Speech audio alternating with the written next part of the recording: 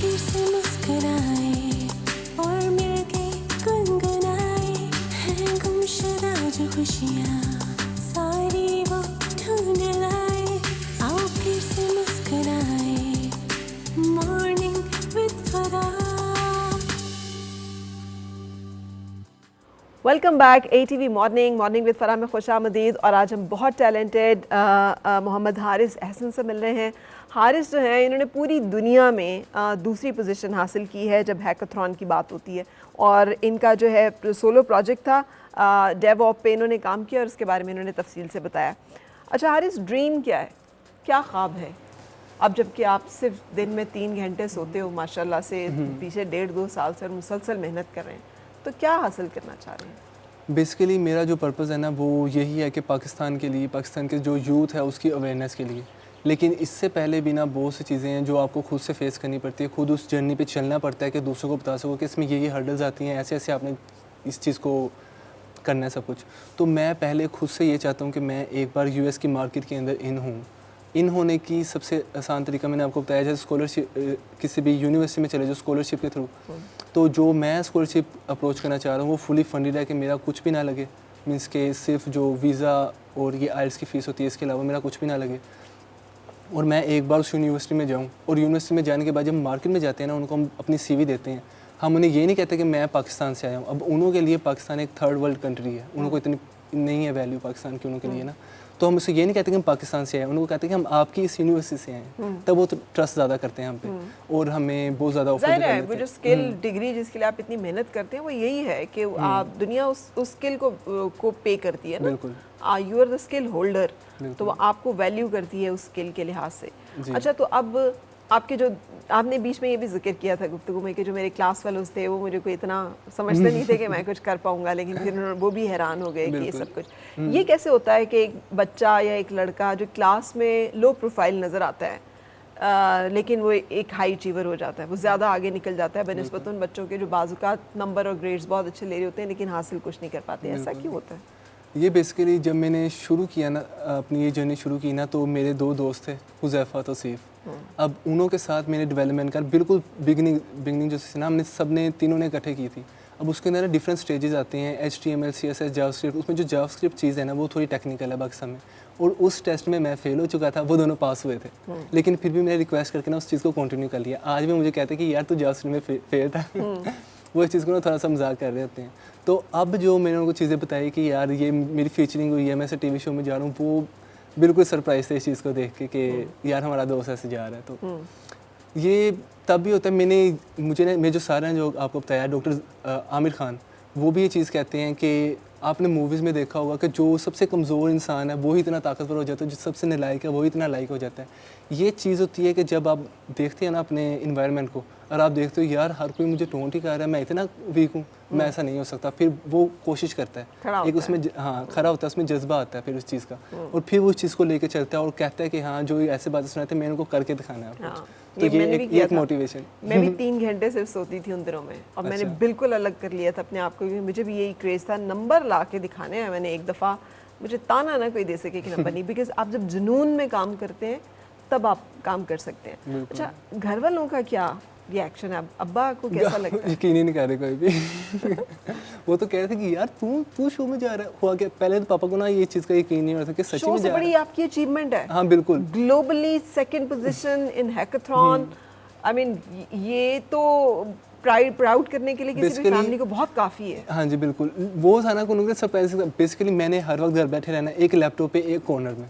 वो कहते हैं कि अकेला बैठा है, पता नहीं क्या कर रहा है, लेकिन जब मुझे बताया कि मैं ये कर रहा हूँ तब उनको पता लगा कि तो आप भी तो इसी जनरेशन में हो, रील्स, लैपटॉप के और बहुत सारे यूजेस हैं। बिल्कुल, तो वो नहीं कभी आपको अट्रैक्ट किए? ये बेसिकली जब बंदा इन चीज़ों में इन होता है ना, न्यूली इन होता है, तब भी चीज़ें बहुत अट्रैक्ट कर रही होती है, बंदा इस चीज़ों के जा रहा होता है। लेकिन कुछ लोग समझ जाते हैं, कुछ लोग नहीं समझते। अब मेरे लिए ऐसे कि ये सब ना टाइम वेस्ट है, मैंने खुद बहुत चीज़ें ना ये टाइम वेस्ट किया हुआ इसके अंदर। लेकिन अब मुझे लगता है कि यार वो भी टाइम वेस्ट की जगह मैंने एक मेहनत ही कर ली होती, बहुत अच्छा होता। तो अब मुझे ना बिल्कुल भी, मेरा इंस्टा जो ऑन हुआ है वो अभी परसों ऑन हुआ है, वो भी इस फीचरिंग की वजह से। उन्होंने फीचर किया, मुझे लिंक शेयर किया था कि इंस्टा पे फीचर किया आपको, वो मैंने बस रीपोस्ट किया स्टोरी के लिए। और मुझे बहुत से दोस्त ऐसे कह रहे कि यार तूने कभी मेरे काफ़ी टाइम हो गया इंस्टा फेसबुक तूने ओपन भी नहीं की, आज ने स्टोरी लगाई और इतनी बड़ी स्टोरी लगा दी।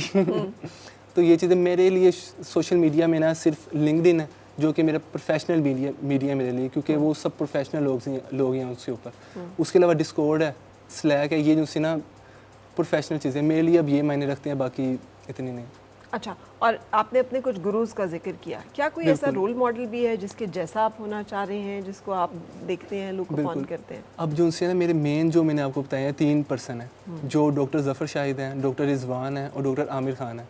ये बेसिकली फ्रॉम पाकिस्तान है और वो अब वहाँ पे USA की बड़ी कंपनीज के अंदर सीनियर पोजीशंस पे है और उन्हों को इन चीज़ का पता है कि लोगों ने कैसे यहाँ से वहाँ पे आना है, किस चीज़ों से कैसे स्ट्रगल करना है, कौन से बैरियर आएंगे, क्या चीज़ें हैं, वो सब कुछ ना हमें गाइड कर देते हैं पहले कि आपने अगर ये करना है ना, आपको ये चीज़ें भी करनी पड़ेंगी, क्योंकि ये मसले होते हैं, ये करना ही करना है। हर स्टेप के ऊपर मींस के ना बच्चों की तरह लेके चलते हैं, वो इस चीज़ों पर गाइड करते हैं। बात है, hats off to those guys as well, जो यानी खामोशी से एक अपना काम कर रहे हैं। और ये कितना बड़ा काम है, बहुत बड़ा कि कितने यंगस्टर्स की वो ज़िंदगियां तब्दील कर देंगे कि जो उनकी गाइडेंस को फॉलो करेंगे और वो एक अचीवमेंट जो है वो हासिल कर सकते हैं। मेंटोरिंग किसी को जैसे ना मुर्शद मिल जाए, वो रूहानी तौर पे हो या दुनियावी तौर पे, और किसी भी फील्ड में। अब मेरी टेक फील्ड में मेरे लिए तो वही गुरु हैं। हाँ, राहबर कामिल जो है, आपको एक गाइडर जो है वो बहुत ज़रूरी चाहिए होता है। अच्छा, तो आप उनमें से किसी के जैसा बनना चाह रहे हैं? अब बेसिकली ना उन्हों का तो ये है कि वो हमें अपने पास बुलाना चाह रहे हैं, मीन्स कि हमें अवेयरनेस देना चाह रहे हैं। वो कहते भला क्या है कि पाकिस्तान से कोई 1 लाख बंदा US की मार्केट में आ गया ना किसी एक कंपनी के अंदर, फॉर एग्जाम्पल गूगल के अंदर, तो वो क्या करते हैं कि गूगल के लिए इन्वेस्टमेंट देते हैं पाकिस्तान को कि आप पाकिस्तान में गूगल बना लो, इतने वहाँ हमारे पास आ रही है, वहाँ पे गूगल बनाओ। तो इससे क्या होगा कि हम रैंक अप करते हैं। यही हुआ था इंडिया में, बिल्कुल सिलिकॉन वैली को रेप्लिकेट किया उन्होंने इंडिया में, और एक बहुत बड़ा एरिया जो है वो वहाँ पे किया है। नतीजा ये कि ये जो सॉफ्टवेयर का पूरी इंडस्ट्री है, it is ruled by Hindus mostly, जो बहुत की पोजीशनिंग और इम्पोर्टेंट जगहों पे बैठे हुए हैं, और वो वहीं से लोगों को और स्टूडेंट्स को जो है वो लेकर आ रहे हैं। उन्हों को जो अवेयरनेस मिली है ना वो जल्दी मिल गई है, मीन्स के उन्हों के पर्सन्स पहले वहाँ पे पहुँच चुके हैं, उन्होंने बताया कि यार यहाँ पे ये सब हो रहा है, आप भी ये सब करो। लेकिन हमारे पास ये अवेयरनेस पहले नहीं थी, लेकिन जो अब आ रही है ना, अब हम भी ये चाहते हैं कि पूरी दुनिया, पूरे पाकिस्तान तक फैलेगी, क्योंकि पाकिस्तान पूरी यूज़ जाए। क्योंकि अब ये ना कि एक बार क्वेश्चन किया कि अगर आप और आपके साथ एक और पर्सन है, आप दोनों इसके लिए तैयारी कर रहे हो, वो पर्सन चला गया तो आपके लिए फ़ायदेमंद है कि नहीं। ये डॉक्टर जफ़र शाहिद है, ये बात करती है। तो मैंने कहा यार मेरा तो कोई फ़ायदा नहीं हुआ, वो गया, मेरा क्या फ़ायदा। कहते हैं कि आपको उससे ज़्यादा खुश होना चाहिए। क्यों? क्योंकि हमारा जो मेन पर्पज़ है ना, वो है कि हमने यहाँ से 1 लाख बंदा वहाँ भेजना है। वहाँ बंदा पहुँच गया तो पाकिस्तान इटसेल्फ ग्रो करेगा, एक पर्सन ग्रो नहीं करेगा। फिर वो आपके लिए भी बहुत खुशी की बात है। बहुत ही ग्रेट माइंड है इनका। तो you want to be a great mind as well. बिल्कुल। अब जैसे देखिए, अब एलन मस्क का है, मींस कि पूरी दुनिया की टेक के ऊपर वो रूल कर रहा है। बिल्कुल। हाँ। वो आया कहाँ से? साउथ अफ्रीका से, जो कि मींस के ना वो भी एक थर्ड वर्ल्ड कंट्री है, लेकिन वहाँ से US के अंदर मूव हुआ, उसके बाद उसने ग्रो किया और फिर ही वो इतना अचीव कर पाया ना। और एक कंपनी भी नहीं, कितनी कंपनी चला रहा है वो एक टाइम के ऊपर, वो बहुत बड़ी बड़ी कंपनीज, और इतने लॉस को फेस करने के बाद भी वो इस चीज़ पे दोबारा खड़ा हो जाता है। लोग उसकी बेइज्जती कर रहे थे, लेकिन कहता है कि नहीं मैं अगेन करूँगा। ये चीज़, ये रेजिलियंस होती है इंसान के अंदर, ये रेजिलियंस होती है। और आप देखिए, मैं अक्सर ना, मेरे बच्चे मुझे कहते भी हैं कई दफ़ा, वो कहते हैं आपको डॉक्टर अब्दुल कदीर खान चाहिए, अब माफ़ कर दें हम डॉक्टर अब्दुल कदीर खान नहीं बन सकते। मैं यही कहती हूँ कि देखिए, एक बंदा जो मेटलर्जी में जिसने PhD किया, एंड देन उसकी कंट्रीब्यूशन देखें कि उसने इस्लामिक दुनिया का पहला बॉम्ब जो है वो बनाया। What a contribution! इससे बड़ा मुजाहिद और कोई क्या होगा? सो ये जैसे आप जिक्र करें, इनसे बड़े मुजाहिद और क्या होंगे, बजाय इसके कि रोज़ाना लोगों को रोटी और लंगर जो है वो देते रहें। आप एम्पावर्ड कर दें एक पूरी नस्ल को, और वो नस्ल जो है ये एक साइकिल है, वो आगे कई लोगों को एम्पावर करेंगे और कितने मुल्क की तकदीर बदल जाएगी। बेसिकली ये है ना कि हम किसको, कोई पर्सन कहता है ना कि मुझे इस चीज़ की ज़रूरत है, हम मुझे चीज़ दे दो, हम उसे दे देते हैं, वो अगली बार फिर मांगेगा, फिर दे देंगे। अब उसका गुजारा ये हो रहा है कि मुझे मिल रहा है, लेकिन अगर हम उसे ये सिखा ही देंगे तो उन्हें कमाना कैसे है, देन उसके लिए ये होगा कि 1-2 बार का उसका ये होगा कि उसे नहीं भी मिलेगा, लेकिन वो सफ़र करेगा, उस चीज़ को सीखेगा, और उसके बाद ये है कि वो अपनी पूरी ज़िंदगी के लिए कमाने के काबिल बन जाएगा। अब मैं एक अजीब सा सवाल मैं करने लगी, अक्सर लोग कहते हैं कंप्यूटर नर्ड, ये भी एक हालांकि आजकल हर बच्चा जो है खुद घुसे हुए स्क्रीन के अंदर स्क्रॉल कर रहे हैं और वो उल्टे सीधे काम कर रहे हैं, वो नर्ड नहीं है। लेकिन जो बैठ के पढ़ रहा है उसके कहते हैं कंप्यूटर नर्ड, इसे दुनिया का क्या पता, what is the fun in their life. मुझे बहुत लोग कहते हैं नहीं लेकिन अल्हम्दुलिल्लाह मुझे पता बहुत है, मैं शो नहीं करवाता।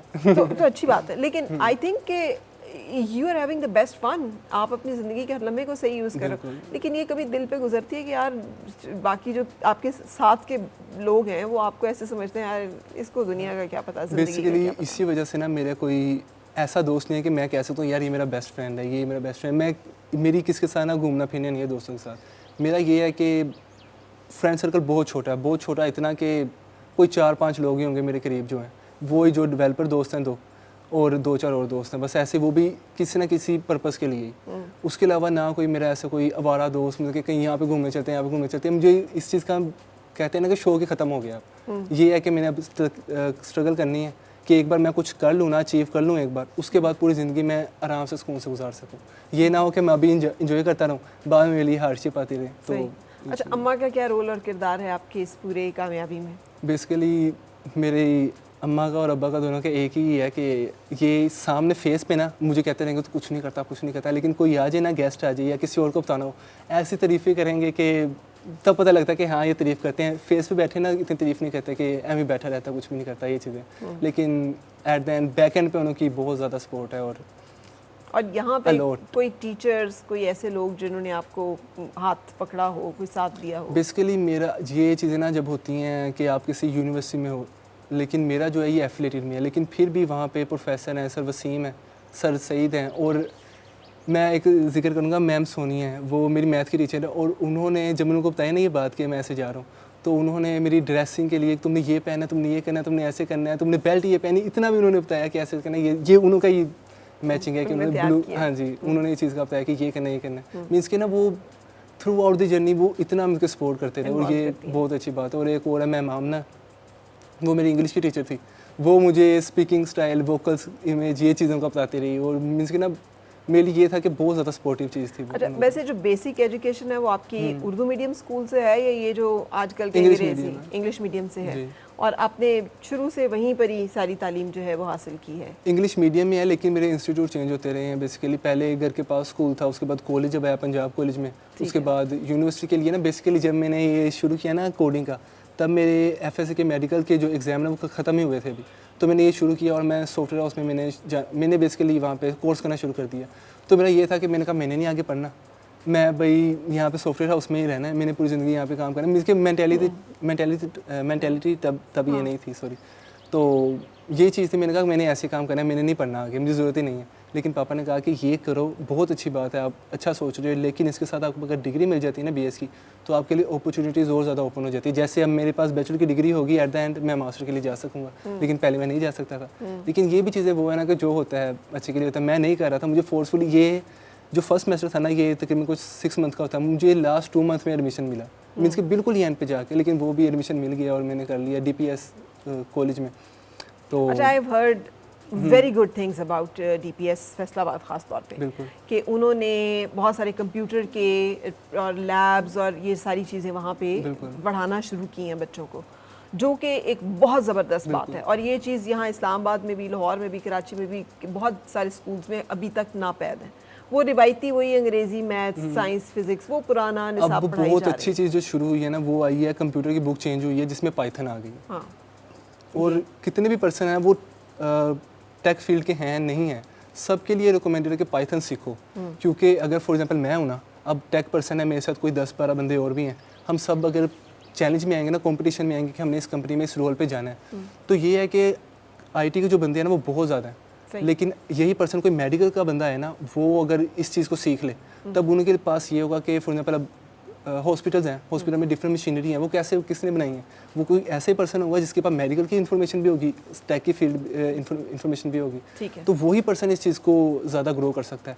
और मैंने बहुत सुना है कि USA में जो बिल्कुल टेक का पर्सन है ना, उससे ज़्यादा वो पर्सन कमाता है जिसका मेडिकल और टेक की दोनों की इन्फॉर्मेशन। ऑब्वियसली 2 डिफरेंट फील्ड्स की स्पेशलिटीज़ होगी ना, तो वो एक न्यू स्पेशलिटी फिर उसमें से जो है इसके लिए जो यूज़ होती है ना, वो होती है जनरेटिव AI। जनरेटिव AI एक ऐसी चीज़ है जो कि आपकी फिजिक्स की फील्ड है, केमिस्ट्री की फील्ड है, मेडिकल किसी भी फील्ड के साथ इंटीग्रेट करके ना आप उसको एक बेसिकली मैं जो चीज़ है ना, जो इरा चाह रहा है, आर्टिफिशियल इंटेलिजेंस, चीज़ को ऑटोमेट करना, मीन्स के इंसान को काम ना करना पड़े, खुद हो, ये रोबोट्स है, ये फिजिक्स के साथ अटैच है। सही। जैसे ऐसे मेडिकल में कितनी ज़्यादा मशीनरीज हैं, वो सब इस तरह ऐसे ही हो रहा है। अच्छा, अब मैं चाहूँगी वाइंड अप करना है। थैंक यू बिल्कुल। Very much. सबसे पहले तो इतनी Thank you so मेहनत much. करने के लिए, देन इतना हाई अचीव करने के लिए इस हैकाथॉन में, एंड नंबर 3 माशाल्लाह से इतना क्लियर एक टारगेट अपने लिए रखने के लिए। इट्स अमेजिंग कि हमारे ये जो बच्चे हैं उनके अंदर ये लगन भी है, ये जज्बा भी है और मेहनत करने का हौसला भी है। इन तीनों चीज़ों का इकट्ठा होना जो है ना, ये अल्लाह की तरफ से एक बहुत बड़ी और नेमत होती है। ये कोई आसान काम भी नहीं है। मुझे पता है कि मैंने इसमें कैसे खुद को कंट्रोल किया है। मीन्स कि ना इंसान खुद से ना अक जाता है, जैसे आप बता रहे थे कि आपका दिल नहीं करता ऐसे घूमने फिरने का। अब मैं भी चीज़ देखता हूँ कि यार मैं इसमें लगा हूँ, मेरा भी दिल करता है जाने का, लेकिन फिर भी मैंने यही करना है। तो ये दिल में जो होती है ना, फिर इस चीज़ को दबाना, और ये बहुत मुश्किल काम है, लेकिन जो बंदा कर लेता है वो इसी को ज़ब्त नफ्स कहते हैं। आपको दुनिया में भी मराहिल तभी मिलते हैं और रूहानी भी, जब आप ज़ब्त नफ्स, अपने आप को कंट्रोल करने की एबिलिटी आ जाती है। अच्छा, thank you very much Haris, और बहुत बहुत मुबारक, और बहुत सारी आपकी कामयाबियों के लिए हम सब दुआ गो रहेंगे। अल्लाह ताला आपको नज़र बद से बचाए और बहुत कामयाबियाँ दें। लेकिन अपने जैसे और बच्चे जो अगर देख रहे हैं और पेरेंट्स देख रहे हैं, तो कोई एक मैसेज जो आप देना चाहो? बेसिकली यूथ को मैसेज दे सकते हैं हम, वो काम कर भी सकते हैं, लेकिन इससे अच्छा अगर ये पाकिस्तान की गवर्नमेंट इस चीज़ को अवेयरनेस इस चीज़ की फैलाए ना, तो वो बहुत ज़्यादा फैलेगी। कैसे मीन्स कि अब उन्हों को बताना चाहिए कि ये ऐसे कुछ इंस्टीट्यूट, ऐसे ऑर्गेनाइजेशन भी है जो इतना काम कर रहे हैं, पाकिस्तान के लिए काम कर रहे हैं, और कैसे आपने जो हमारा गोल जो बेसिकली है ना, वो ये है कि पाकिस्तान को इन्हेंस करना है। इन्हेंस करने के लिए हम क्या करते हैं, इनके लोगों को इतना टैलेंटेड बना दें कि यहाँ पे इतनी अच्छी अच्छी कंपनीज बना लें कि पाकिस्तान एक टॉप लेवल कंट्री में आ जाए। तो ये चीज़ की अवेयरनेस है। और इसके अलावा मैं ना बेसिकली पहले जिक्र करना चाह रहा था कुछ पीयर्स का जो मेरे साथ थे। एक है इज़ा मैम इल्सा, ये वो पर्सन है मीन्स के जिसने मुझे शुरू से ना अभी आने तक भी मुझे best of luck, you are great, you can do it ये चीज़ें। आपके टीचर्स हैं? टीचर ये पीयर्स बेसिकली साथी हैं। हाँ जी बिल्कुल, कुछ सीनियर्स हैं, कुछ जूनियर्स हैं ऐसे। तो इन चीज़ ऐसे सपोर्ट आपको मेरी होना, तो बंदा कुछ नर्वस भी होना कि यार मैं कैसे करूँगा, लेकिन ये support you can do it किसी से सुनो आप, तो खुद हौसला आता है कि यार मैं कर सकता हूँ ये चीज़। तो ये चीज़ है। उसके बाद जो आपने एट द एंड मैसेज का बोला, तो यही है कि हम जो इन्फॉर्मेशन देंगे ना, फॉर एग्जांपल मैं किसी पर्सन को समझा रहा हूँ कि यार ऐसे ऐसे करना है, वो समझे भी चाहे लेकिन इतनी इंपॉर्टेंस नहीं देगा क्योंकि एक इंडिविजुअल कर रहा है ये बात। तो ऐसे अगर गवर्नमेंट बोले ना कोई बात, तो कहेगा जाहिर सी बात उन्होंने बोला, कोई सोच समझ के बोला होगा। ऐसे को ऑर्गेनाइजेशन को अप करते हैं, तो वो चीज़ उनकी तरफ से। Thank you very much Haris. लेकिन यहाँ पे मेरा कहना ये है कि अगर हमें ये पता चल जाता है कि कपड़े का ब्रांड कौन सा लेना है, हमें ये पता चल जाता है कि गाना कौन सा जो है वो हिट है, तो हमें ये भी पता होना चाहिए कि कौन सा स्किल चाहिए आगे ज़िंदगी में कामयाब होने के लिए भी हमारी अपनी जिम्मेदारी है। हर जिम्मेदारी हम गवर्नमेंट पे डालते जाएंगे तो हमारी ज़िंदगी की जो जिम्मेदारी है वो हमारी अपनी है, हुकूमत पाकिस्तान की नहीं है कि वो आके एक एक बंदे को जगाए और उठाए और बताए कि भाई तुम ये करो, ये आगे ये है। सबको पता है कि it is age of AI, जो इसमें काम करेगा वही दुनिया में कामयाबी हासिल करेगा। Thank you very much and congratulations, you made us proud. Thank you. रुकेंगे जनाब, इजाज़त लेंगे आपसे। कल तक के लिए मुझे और मेरी टीम को इजाज़त दीजिए। अल्लाह हाफ़िज़।